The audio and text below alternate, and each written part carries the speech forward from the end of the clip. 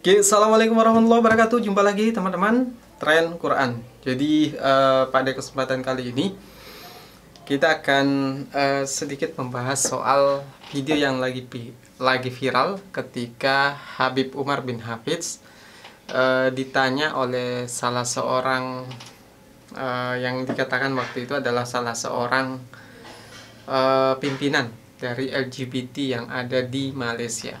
Nah, jawaban Habib Umar bin Hafidz ini bisa jadi pelajaran buat kita, dan saya pribadi percaya bahwa ketika Nabi yang ditanya, bisa saja beliau juga akan menjawab seperti itu, karena itu menyesuaikan dengan pertanyaan dari si LGBT tersebut. Nah, seperti apa keulasannya? Ikuti terus videonya. Oke, teman-teman Tren Quran, kita baru mulai upload lagi karena kita sedang riset dulu soal TikTok.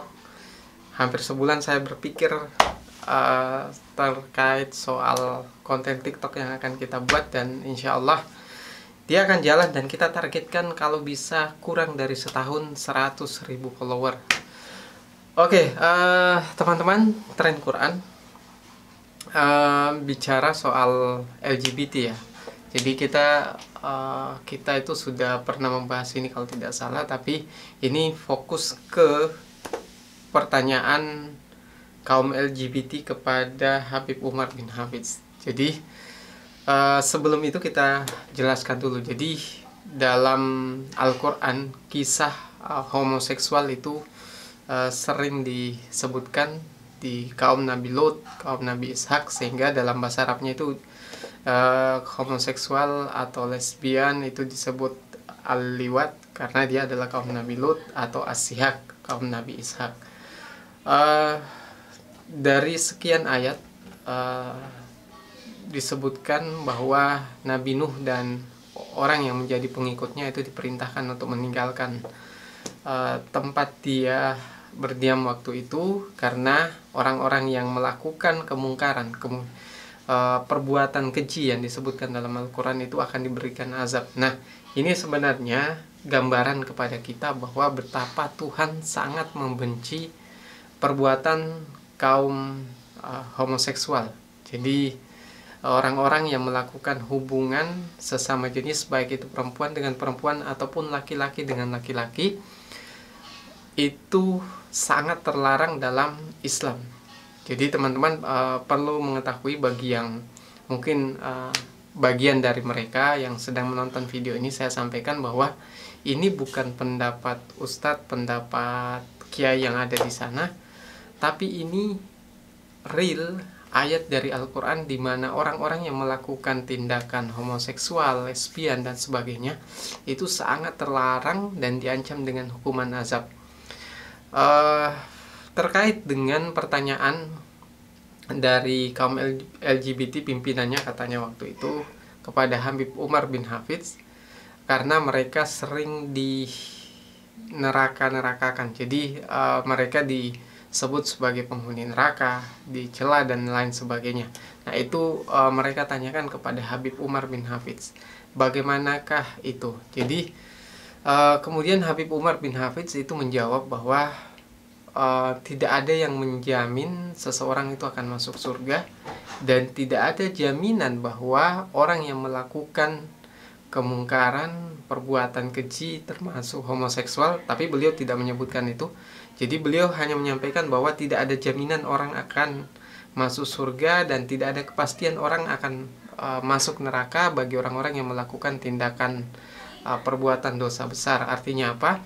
Semua orang punya potensi untuk bertobat yang melakukan kesalahan, dan semua orang yang terlihat alim, ustadz kah atau siapapun itu, punya potensi untuk berubah menjadi orang buruk.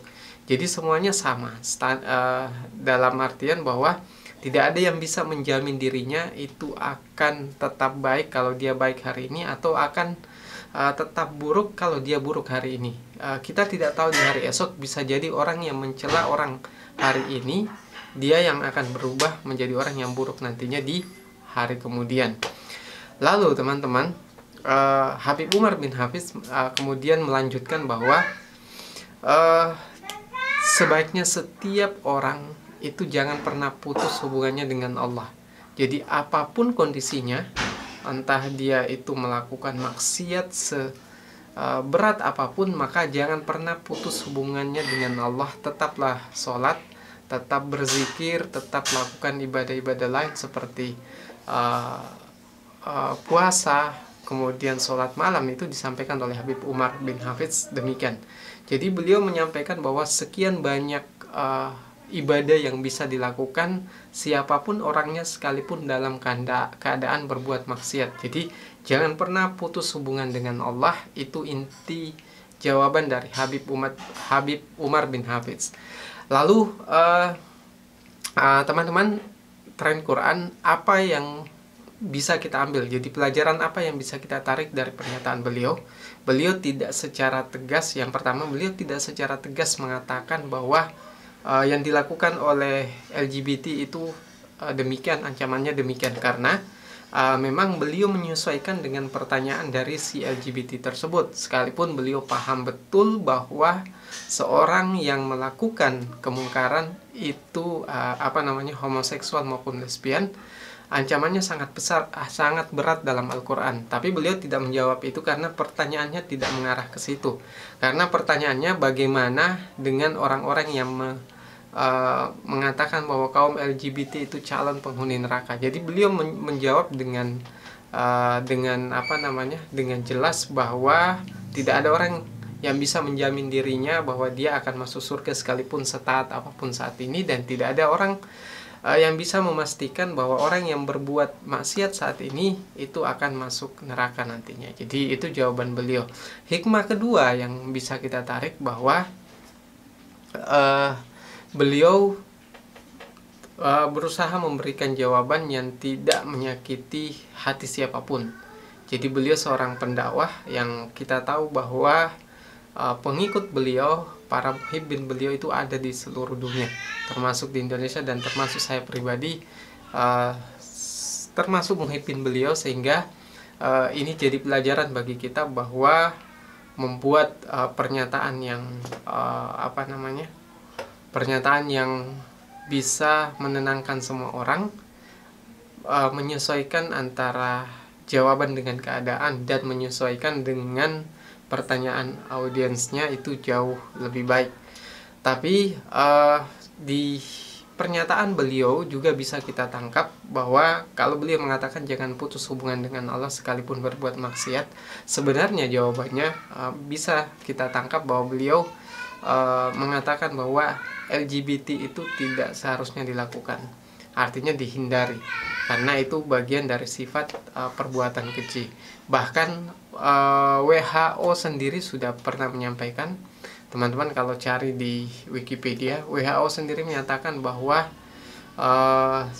penyimpangan seks itu bukan penyakit, tapi itu adalah dorongan nafsu seseorang yang kemudian tidak bisa mengontrol nafsunya dan melakukan perbuatan yang terlarang.